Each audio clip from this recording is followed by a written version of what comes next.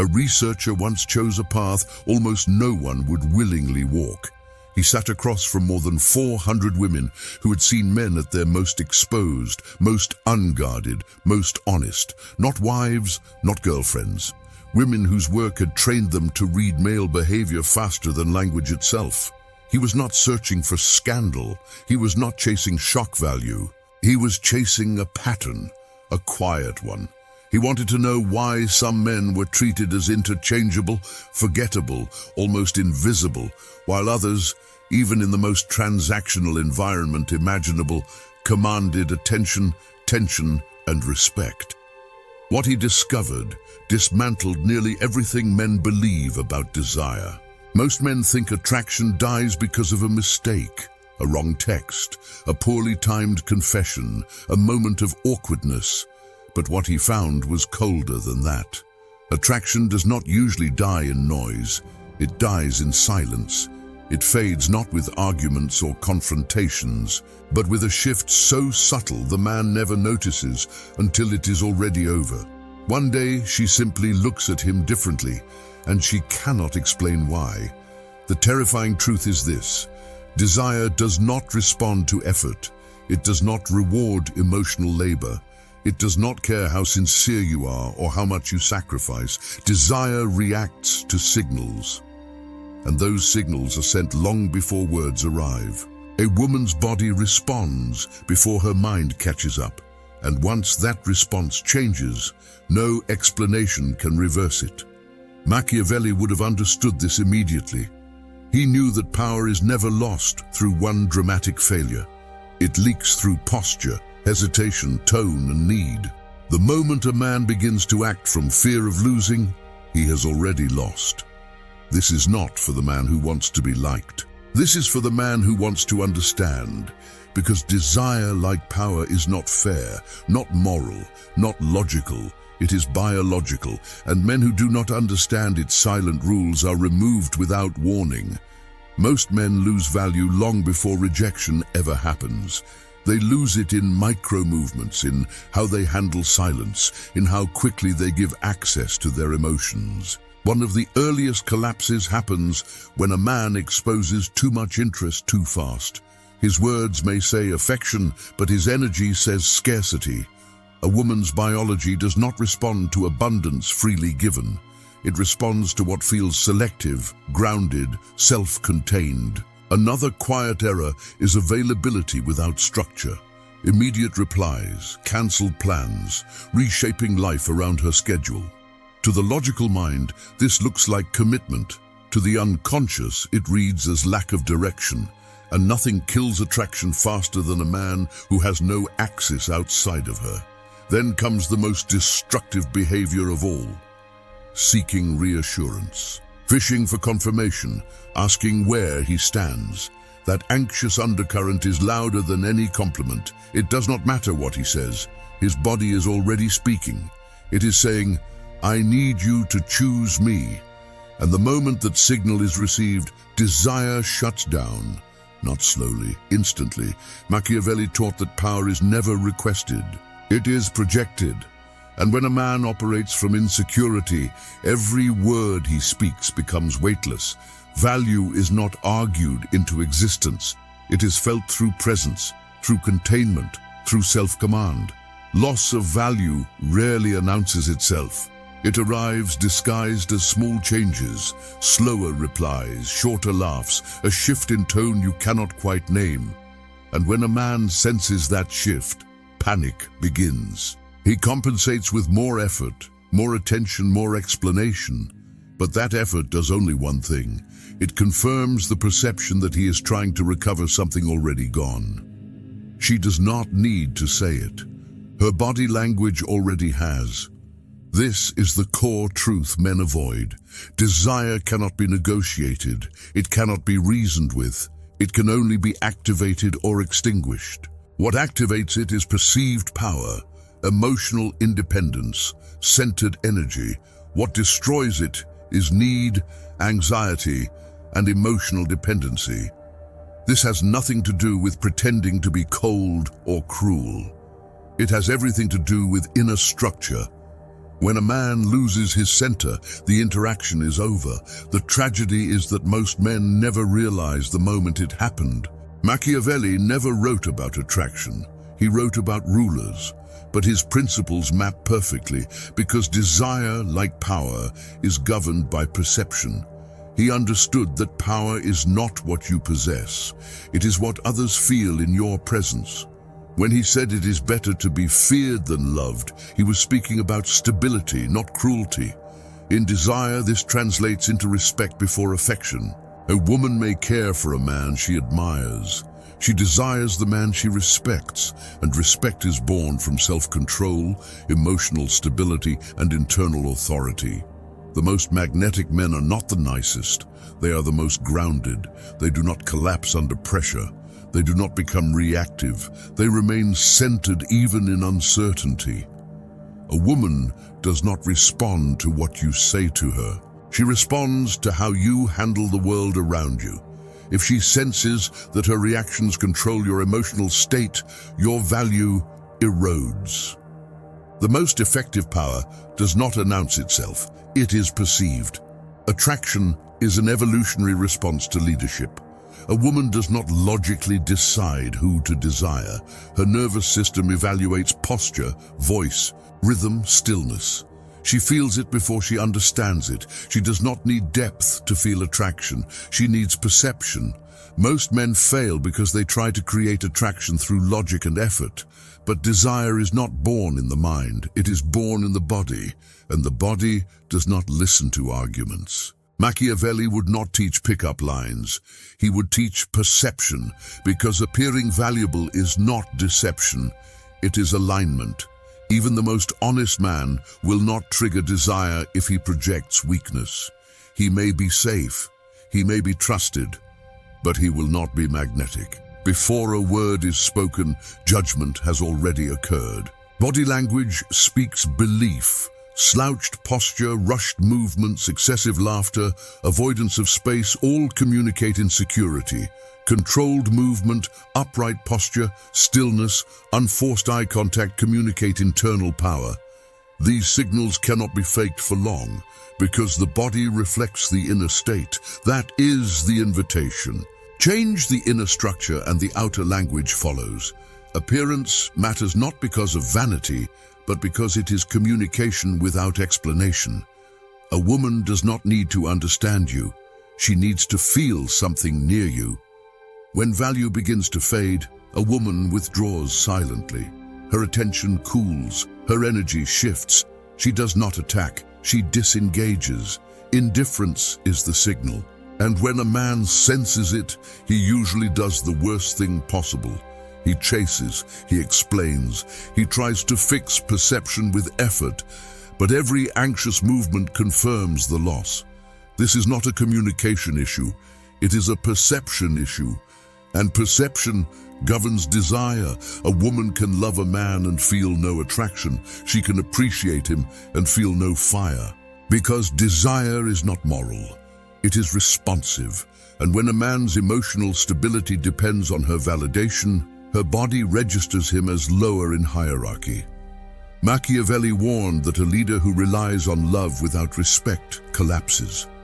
In desire, dependency destroys polarity. Regaining value is not about winning her back. It is about reclaiming your center.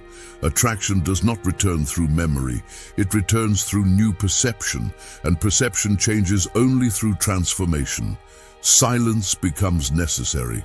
Not empty silence, but silence filled with discipline and direction. Stop orbiting, stop justifying, stop waiting, build structure. Physical strength not for vanity, but for vitality. Emotional control not to suppress feeling, but to contain it. Purpose not to impress, but to anchor. Improvement is not a strategy to be chosen again. It is a refusal to ever abandon yourself again. If she returns, she should encounter a man who no longer needs her attention to stand upright. And if she does not, it no longer matters. True power is never loud. It is consistent. It is felt. The man who rebuilds himself does not seek approval. He radiates stability. He does not fear rejection because rejection no longer defines him. He becomes unbreakable not by being cold, but by being centered. He feels without collapsing. He moves forward without begging. He turns pain into structure. And that energy is unmistakable. You do not need tricks. You need presence. Desire is not requested. It is provoked. Respect is not begged for. It is imposed without force through energy. What you project without speaking determines whether you are desired or ignored. You do not need to be perfect. You only need to be impossible to ignore. There is one layer deeper that most men never reach, because reaching it requires abandoning comforting illusions. Men want to believe that consistency is rewarded, that loyalty accumulates value over time, that effort creates attraction the way work creates money. But desire does not work like a bank account. It does not compound through patience. It responds to tension, polarity, and perceived hierarchy in the present moment. The moment a man believes his past effort entitles him to future desire, he begins to decay. Machiavelli would call this a fatal misunderstanding of power. Power is not remembered, it is experienced. A ruler who once inspired fear but now hesitates will be overthrown. A man who once projected strength but now seeks reassurance will be replaced, not consciously, but instinctively. This is why some men say, "She changed," without realizing that what actually changed was their posture toward life. They became cautious. They began to seek certainty. They replaced direction with attachment, and attachment, when felt, is poison to desire. One of the most dangerous transitions happens when a man moves from being a stimulus to being predictable. In the beginning, he is centered. He has a life. His emotions are regulated. Over time, he begins to adapt himself around her reactions. He studies her moods. He calibrates his behavior to avoid loss. Without noticing, he hands her emotional control. This is the exact moment hierarchy flips. Machiavelli warned that the moment a leader allows others to sense his dependence, authority evaporates. In desire, the same law applies. A woman does not desire the man who adjusts himself to be kept. She desires the man who would remain whole, even if she walked away. Not because he is indifferent, but because his center is not externalized. This is why Machiavellian principles feel uncomfortable in the realm of love. They strip away sentimentality and expose structure. They reveal that desire is governed by the same laws as power, perception, hierarchy, and self-command. The man who internalizes this does not become manipulative. He becomes sovereign. He stops asking how to be chosen and starts asking how to stand unshaken. He no longer builds his identity around being desired. Desire becomes a consequence, not a goal. And here is the final truth most men resist. You do not lose women because you are unworthy. You lose them because you abandon your center. The moment you outsource your value to her reaction, you place yourself beneath her psychologically. And desire cannot flow upward. It only flows toward what feels grounded, stable, and self-directed. Reclaiming that state is not about dating strategies. It is about rebuilding internal order, discipline, purpose, physical presence, emotional regulation. These are not self-help cliches. They are signals. Signals the unconscious understands immediately. Machiavelli believed that the strongest power is quiet, patient, and prepared. The same applies here. The man who does not rush to be understood is the man who is felt. The man who does not beg for attention is the man who receives it. The man who no longer fears loss is the man who cannot be easily replaced. And once you understand this, everything changes. You stop trying to convince. You stop performing. You stop explaining. You begin to embody. And embodiment is irresistible because it cannot be argued with. So if there is one thing to carry forward, let it be this. Desire is not something you earn through effort. It is something you evoke through being. What you project in silence speaks louder than any declaration.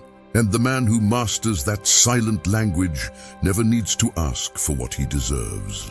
He simply becomes the standard others respond to. There is still one final layer that completes the pattern, and it is the most uncomfortable because it removes the last excuse men cling to. Many men secretly believe that if they just understand women better, say the right things, avoid the wrong mistakes, desire will stabilize. But desire was never meant to be stable. It is responsive. It reacts moment by moment to who you are being, not who you were.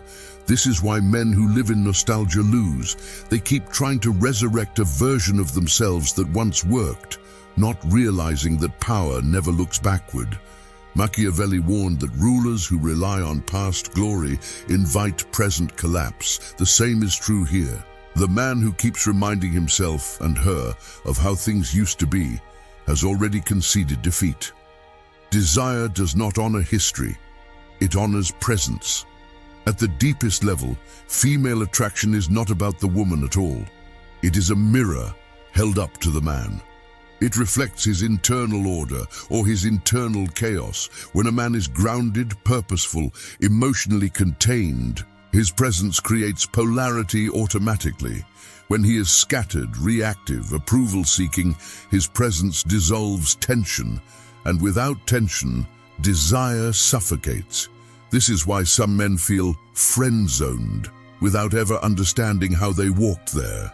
They did not arrive by being kind. They arrived by abandoning polarity. They became emotionally available without being energetically grounded. Comfort replaced intrigue. Predictability replaced mystery. Safety replaced leadership. And while comfort sustains companionship, it does not ignite desire.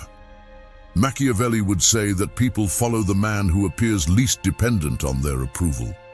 In relationships, this manifests brutally. The more a man's emotional stability depends on her response, the more power he hands away. The more power he hands away, the less she feels him as an equal force. And desire requires friction between equals, not caretaking of imbalance. This is why emotional independence is not selfishness, it is structural necessity. A man who cannot stand alone cannot be stood beside. What most men misinterpret as confidence is actually congruence. Confidence without congruence collapses under pressure. Congruence means your words, actions, body, and inner state are aligned. You do not say one thing while fearing another. You do not project strength while internally pleading.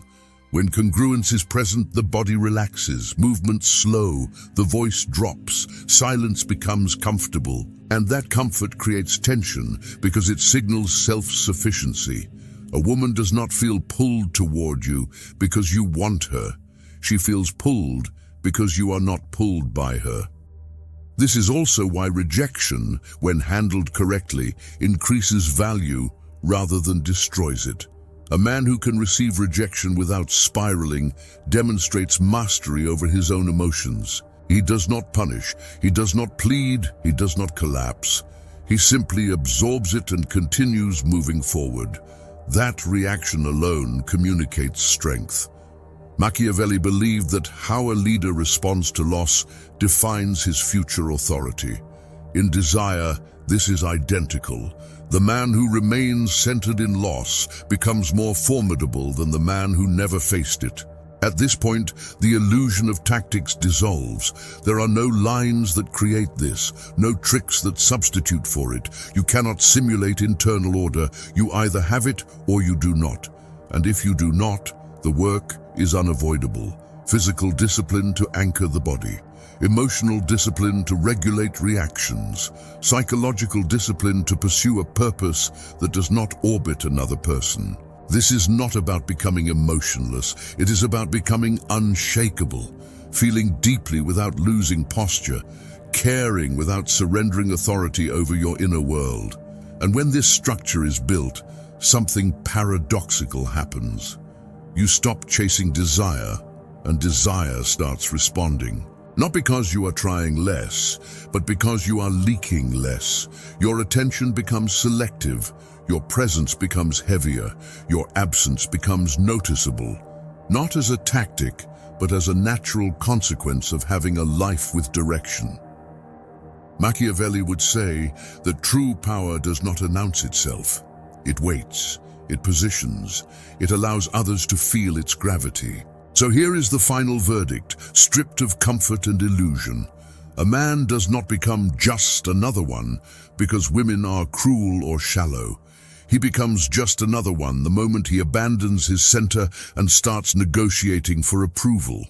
Desire does not disappear because he lacks worth. It disappears because he stops embodying it. And the moment a man understands this, the game changes permanently. He no longer asks how to be chosen. He asks how to remain sovereign. He no longer fears silence. He uses it. He no longer explains himself. He lets his presence speak. True attraction is not built through pursuit. It is built through self-command. It is not sustained by effort. It is sustained by structure. And the man who learns to master what he projects without speaking will never again be invisible. Because desire does not respond to noise, it responds to gravity.